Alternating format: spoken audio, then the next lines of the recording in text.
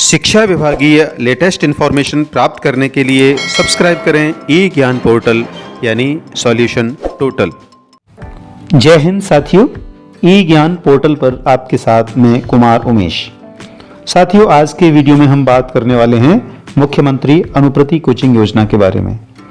तो वीडियो शुरू करने से पहले अगर आप चैनल पर नए हैं तो चैनल को सब्सक्राइब कर लें। चलिए वीडियो शुरू करते हैं। मित्रों, आप देख रहे होंगे सामाजिक न्याय एवं अधिकारिता विभाग का ये नवीनतम ऑर्डर है, 16 जून 2022 को जारी किया हुआ।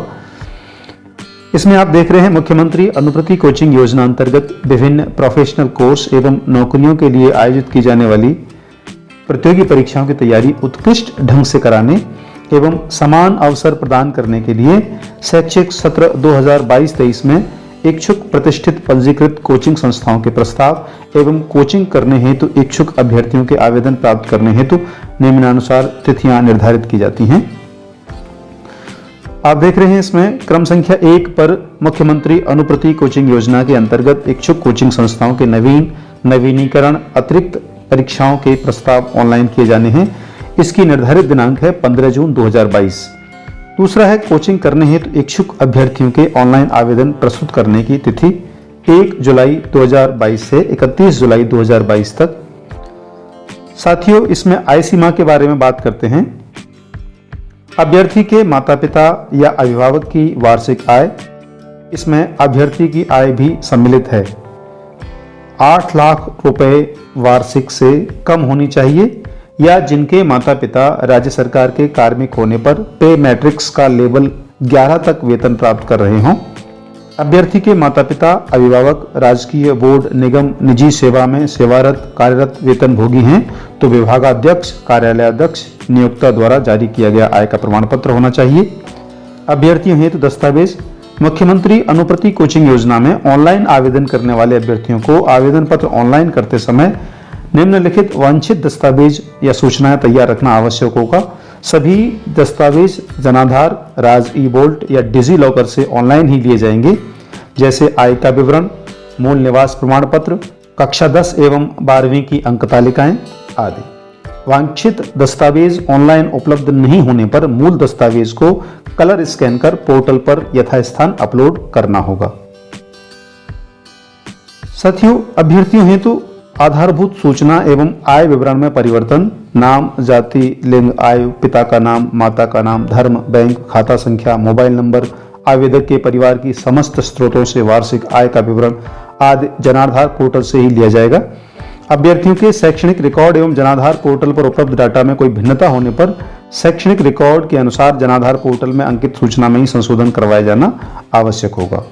अगर आपके रिकॉर्ड में और जनाधार पोर्टल में कोई भिन्नता है तो आप उसको अपने शैक्षिक रिकॉर्ड के आधार पर जनाधार में संशोधन करवा लें।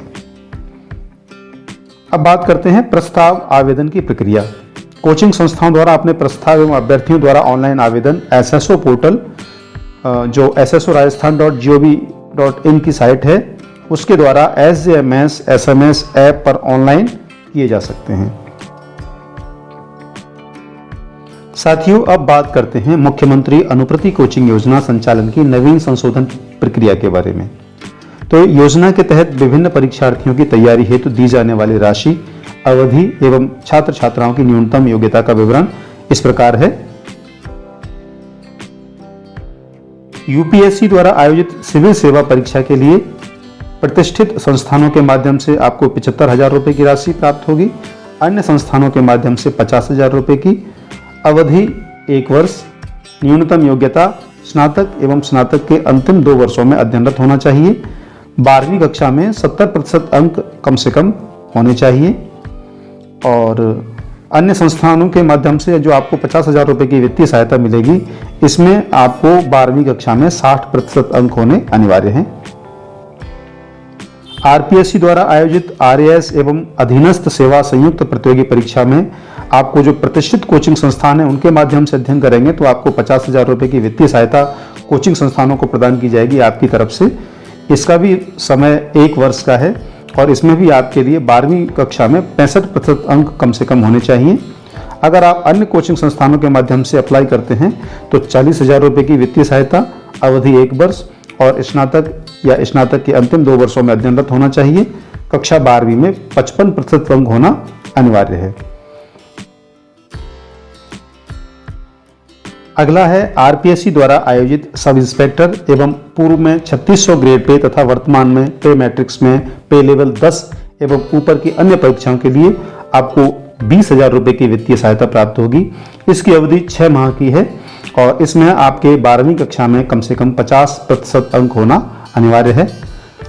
रीट परीक्षा में आपको 15,000 रुपये की वित्तीय सहायता प्राप्त होगी। अवधि 4 माह है। इसके लिए बीएड एवं एसटीसी तथा कक्षा 12वीं में 50% अंक आवश्यक। 5वें क्रमांक पे है आरएसएसबी द्वारा आयोजित परीक्षा, जिसमें पटवारी, कनिष्ठ सहायक एवं पूर्व की ग्रेड पे 2400, वर्तमान पे लेवल 5 से ऊपर तथा पूर्व की ग्रेड पे 3600 एवं पे लेवल 10 से कम की परीक्षाएं। इसमें आपको 10,000 रुपये की वित्तीय सहायता सरकार की तरफ से प्राप्त होगी, जो कोचिंग संस्थानों को सीधे देय होगी। अवधि 4 माह। इसमें योग्यता है निर्धारित स्नातक में अध्ययनरत होना चाहिए। 12वीं तथा आरएससीआईटी अथवा कंप्यूटर कोर्स, ओ लेवल, उच्च स्तरीय कंप्यूटर सर्टिफिकेट, डिप्लोमा एवं 12वीं में 50% न्यूनतम अंक। कांस्टेबल परीक्षा में 10,000 रुपये की वित्तीय सहायता, 4 माह की अवधि। 10वीं कक्षा में 50% अंक होना अनिवार्य है। इंजीनियरिंग मेडिकल प्रवेश परीक्षा प्रतिष्ठित संस्थानों के माध्यम से 70,000 रुपये प्रतिवर्ष और अन्य कोचिंग संस्थानों के माध्यम से 55,000 रुपये प्रतिवर्ष। 2 वर्ष का समय है इसका। 10वीं कक्षा में 70% अंक होने चाहिए। 10वीं में 60% अंक अन्य कोचिंग संस्थानों के लिए होने चाहिए। साथियों, ये अभ्यर्थियों की संख्या निर्धारित है। यूपीएससी सिविल सेवा परीक्षा के लिए 300 अभ्यर्थी, आरपीएससी द्वारा आयोजित आरएएस अधीनस्थ सेवा संयुक्त प्रतियोगी परीक्षा के लिए 750 अभ्यर्थी कुल, आरपीएससी द्वारा सब इंस्पेक्टर एवं अन्य परीक्षाओं के लिए 1200 अभ्यर्थी लिए जाएंगे। रीट परीक्षा के लिए कम से कम 2250 अभ्यर्थियों का चयन किया जाएगा। अब बात करते हैं अभ्यर्थी द्वारा की जाने वाली प्रक्रिया। विभाग द्वारा विज्ञप्ति जारी किए जाने पर इच्छुक अभ्यर्थी द्वारा ई मित्र या अपनी एसएसओ आईडी के माध्यम से उक्त पोर्टल पर जनाधार कार्ड के माध्यम से आवेदन करना होगा। अभ्यर्थी की पात्रता के विषय में बात करें तो अभ्यर्थी राजस्थान राज्य का मूल निवासी होना चाहिए। अभ्यर्थी अनुसूचित जाति, अनुसूचित जनजाति, अन्य पिछड़ा वर्ग, अति पिछड़ा वर्ग, आर्थिक रूप से कमजोर वर्ग, अल्पसंख्यक वर्ग का सदस्य एवं विशेष योग्यजन हो। अभ्यर्थी के माता पिता अभिभावक की वार्षिक आय, जिसमें अभ्यर्थी की स्वयं की आय भी सम्मिलित है, 8 लाख रुपए से कम होनी चाहिए, जैसा कि हम पूर्व में बता चुके हैं। अभ्यर्थी के लिए अन्य शर्तें। अभ्यर्थी द्वारा उक्त योजना में एक बार चयनित होने पर पुनः आवेदन नहीं करने दिया जाएगा। चयनित अभ्यर्थी द्वारा आवंटित कोचिंग संस्थान में निर्धारित अवधि में उपस्थिति दी जाएगी, जिसकी ऑनलाइन उपस्थिति रिपोर्ट कोचिंग संस्थान द्वारा संबंधित निदेशालय को प्रेषित की जाएगी। कोचिंग हेतु चयनित अभ्यर्थी द्वारा कोचिंग नहीं किए जाने की स्थिति में उचित कारणों के आधार पर आयुक्त या निदेशक द्वारा पुनः अनुमत किया जा सकेगा। साथियों, मुख्यमंत्री अनुप्रति कोचिंग योजना के बारे में पूरी जानकारी, जैसे देय राशि, भुगतान प्रक्रिया, निर्धारित सीट्स एवं कोचिंग संस्थानों के चयन, रजिस्ट्रेशन अथवा सूचीबद्ध किए जाने वाली पात्रता के संबंध में विस्तृत दिशा निर्देश के अध्ययन के लिए हमारे टेलीग्राम चैनल को ज्वाइन करें।